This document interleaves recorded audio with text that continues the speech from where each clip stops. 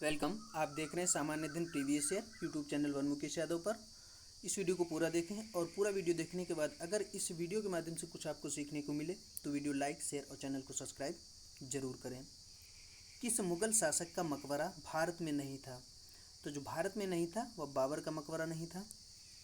बाबर को पहले आगरा के आरामबाग में दफनाया गया था, लेकिन भाई मरने के बाद इसकी इच्छा हुई इसको काबुल जाना है, तो फिर इसके बाद इसकी इच्छा के अनुसार इसके चुने गए स्थान काबुल में इसे दफनाया गया था। तो बाबर का जो मकबरा है वह भारत के बाहर है।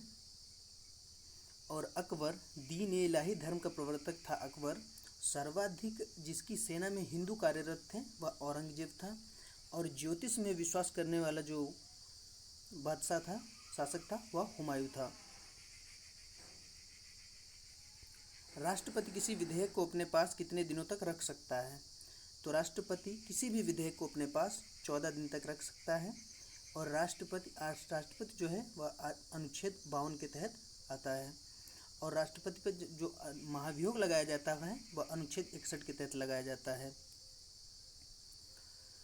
लोकसभा के कार्यकाल की अवधि कितनी है? तो लोकसभा के जो कार्यकाल की अवधि होती है वह 5 वर्ष होती है। और राज्यसभा के सदस्यों के कार्यकाल की अवधि 6 वर्ष होती है। और लोकसभा जो होती है, लोकसभा जो संसद है वह अनुच्छेद 79 में आ जाएगी। और राज्यसभा 80 में आ जाएगी।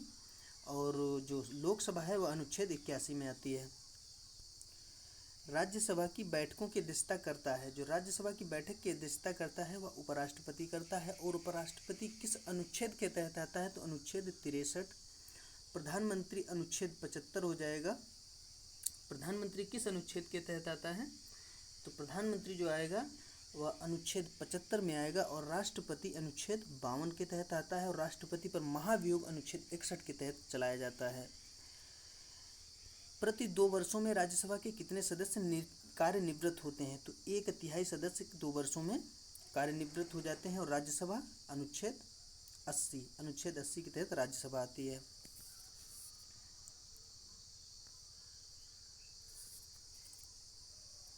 भारत के राष्ट्रीय ध्वज की लंबाई और चौड़ाई का अनुपात क्या है? तो इसकी लंबाई और चौड़ाई का अनुपात है 3:2। और भारत के राष्ट्रीय ध्वज को कब अपनाया गया था?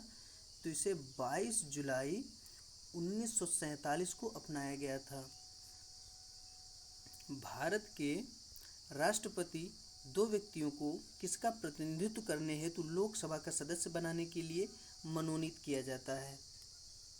तो इन्हें जो मनोनीत किया जाता है वह आंग्ल भारतीयों के प्रतिनिधित्व के लिए मनोनीत किया जाता है। और लोकसभा में इन्हें किस अनुच्छेद के तहत राष्ट्रपति मनोनीत करता है? तो वह अनुच्छेद है 331। अनुच्छेद 331 के तहत 2 आंग्ल भारतीय समुदाय के लोगों को लोकसभा में राष्ट्रपति निर्वाचित कर सकता है। और लोकसभा अनुच्छेद 81, राज्यसभा अनुच्छेद 80, संसद अनुच्छेद 79, राष्ट्रपति अनुच्छेद 52। राज्य के गवर्नर संविधान के अंतर्गत किसके प्रति अपने आचरण के लिए उत्तरदायी होते हैं? तो ये उत्तरदायी होते हैं राष्ट्रपति के। और राष्ट्रपति किस अनुच्छेद में आता है? अनुच्छेद 52 में। प्रधानमंत्री अनुच्छेद 75 में आता है। और अनुच्छेद 153 में कहा गया है कि प्रत्येक राज्य के लिए एक राज्यपाल होगा। और मुख्यमंत्री जो है, मुख्यमंत्री 164 के तहत आता है। और राज्य विधानसभा की संरचना अनुच्छेद 170 में है। निम्नलिखित में से कौन सा अधिकार संविधान के भाग 3 के अंतर्गत मान्यता प्राप्त नहीं है? तो भाग जो 3 है मौलिक अधिकारों का, जो 12 से 35 तक है, मौलिक अधिकार अनुच्छेद 12 से 35 तक, इसमें कौन सा मान्यता प्राप्त नहीं है? तो संपत्ति का अधिकार मान्यता प्राप्त नहीं है। लेकिन पहले जो मौलिक अधिकार 7 थे, वर्तमान में मौलिक अधिकार 6 है। इस मौलिक अधिकार को हटा दिया गया है। और किस संविधान संशोधन के द्वारा इसे हटाया गया था? तो इसे 44वां संविधान संशोधन 1978 के द्वारा हटा दिया गया था। और वर्तमान में इसे अनुच्छेद 301 के अंतर्गत रखा गया है।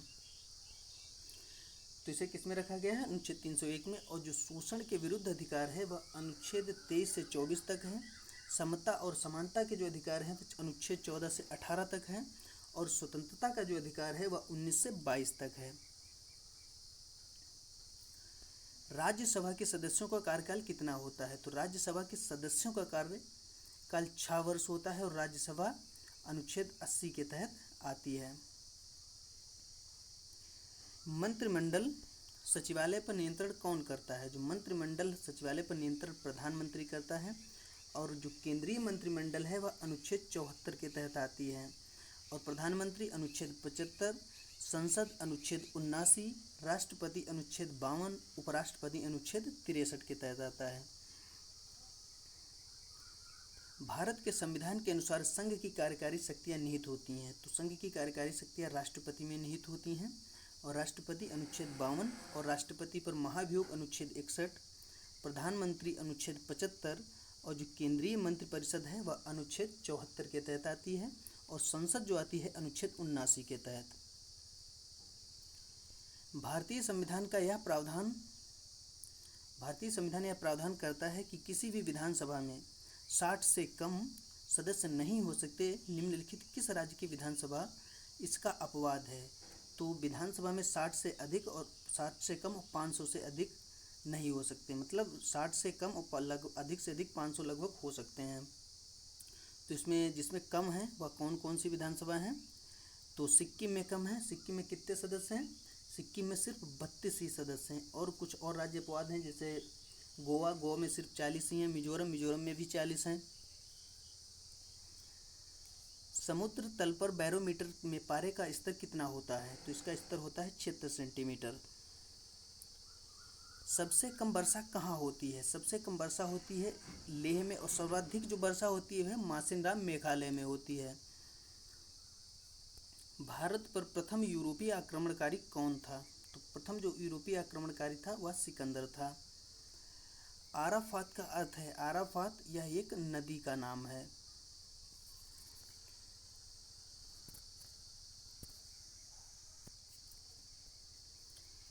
हिंदू तथा ईरानी वास्तुकला का सर्वप्रथम समन्वय देखने को मिलता है। यह देखने को मिलता है शेरशाह के मकबरा में।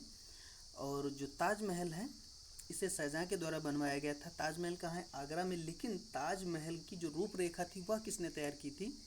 रूपरेखा तैयार करने वाला था उस्ताद ईसा।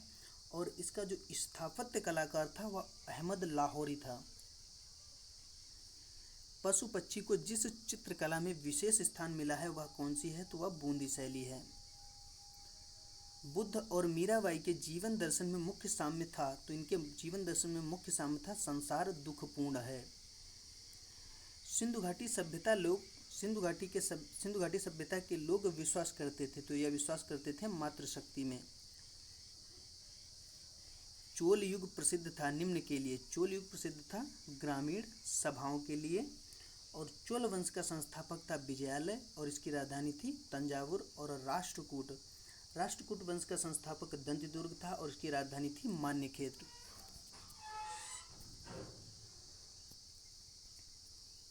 भागवत धर्म के प्रवर्तक थे कृष्ण। वंश भास्कर के रचयिता हैं। तो वंश भास्कर के रचयिता हैं सूर्यमल मिश्रा। पृथ्वीराज रासो का रचनाकार था चंद्रवरदाई। कश्मीर का शासक जो कश्मीर का अकबर के नाम से जाना जाता था वह कौन है? तो वह है जैनुल आबदीन। संथाल निवासी हैं। संथाल लोग जो निवासी थे यह मध्य भारत के निवासी थे। रोम का प्रथम शासक कौन था? रोम का प्रथम शासक था न्यूमीटोर। चीन में वास्तविक कागज के निर्माण का श्रेय किसको दिया जाता है? तो इसको दिया जाता है साई लून को। शशांक को किस शासक ने पराजित किया था? तो शशांक को पराजित किया था हर्षवर्धन ने। और प्रभाकर वर्धन के ही राज्यवर्धन और हर्षवर्धन 2 पुत्र थे। और शशांक के द्वारा राज्यवर्धन की हत्या कर दी गई थी। इसीलिए युद्ध में हर्षवर्धन ने शशांक को पराजित किया था।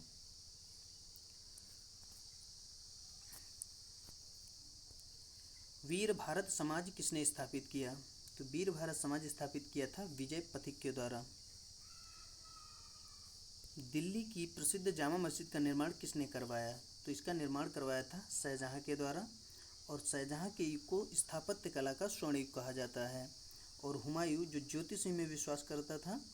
और अकबर, इसके काल को हिंदी साहित्य का स्वर्ण काल कहा जाता है। और लोदी वंश का जो अंतिम शासक था वह इब्राहिम लोदी था। वल्लभ भाई पटेल को सरदार की उपाधि किसने दी? तो इसको जो उपाधि मिली थी वह बारदोली के महिलाओं के द्वारा मिली थी। और महात्मा गांधी को जो गांधी की उपाधि दी गई थी वह टैगोर के द्वारा दी गई थी। और महात्मा गांधी की पुस्तकें जैसे नवजीवन है, हरिजन है, यंग इंडिया है। जवाहरलाल नेहरू की पुस्तक जैसे मेरी कहानी, discovery of India, glimpse page of world history, ये सारी पुस्तकें जवाहरलाल नेहरू की हैं। और इंडिया विंस फ्रीडम, यह पुस्तक मौलाना आज़ाद की है। प्रसिद्ध बारदोली किसान आंदोलन का नेतृत्व किसने किया था? तो यह नेतृत्व किया गया था सरदार पटेल के द्वारा। और साइमन कमीशन वापस जाओ, यह नारा लाला लाजपत राय का है। करो या मरो, यह महात्मा गांधी का नारा है। और गोलमेज सम्मेलन 1930 में पहला हुआ था, दूसरा 1931 में हुआ था, तीसरा 1932 में हुआ था। और तीनों गोलमेज सम्मेलन में भाग लेने वाले व्यक्ति थे डॉक्टर अंबेडकर। और द्वितीय गोलमेज सम्मेलन में जो भाग लिया था वह महात्मा गांधी के द्वारा लिया गया था। पहला ईरानी शासक जिसने भारत में कुछ भाग को अपने अधीन कर लिया था तो वह था साइरस। वीडियो एंड हुआ। अगर वीडियो पसंद आया हो तो वीडियो लाइक, शेयर और चैनल को सब्सक्राइब जरूर करें।